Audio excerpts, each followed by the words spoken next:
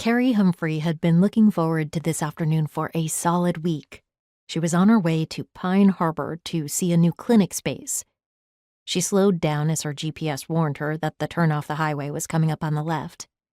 In the 2 years she'd been working in Bruce County as a midwife, she'd driven up and down the north-south highway along the Bruce Peninsula many times.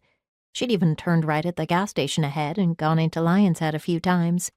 But somehow she'd never needed to go to Pine Harbour.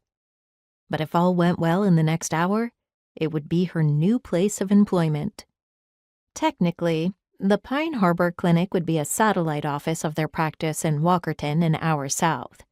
That was where one of the 2 hospitals they delivered at was located, and years ago it had made sense as a base of operations. In the winter, though, the distance made those drives unnecessarily precarious for clients. So when her midwifery partner, Jenna Foster, who lived in Pine Harbour, saw what she described as the perfect space come available for rent, Kerry had thrown her support in for the idea. Now it was a matter of seeing just how perfect it might be. The first thing she saw as she drove into Pine Harbour was a diner nestled on the edge of the forest.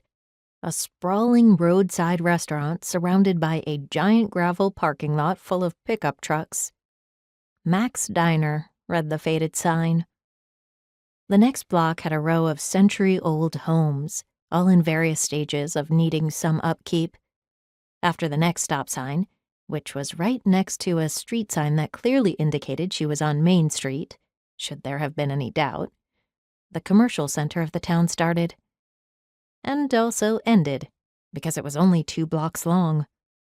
But they were 2 busy blocks, and she couldn't find a parking spot at first. She kept going to the end of the street where a hill ran down to what was obviously the namesake of the town, a glistening harbor.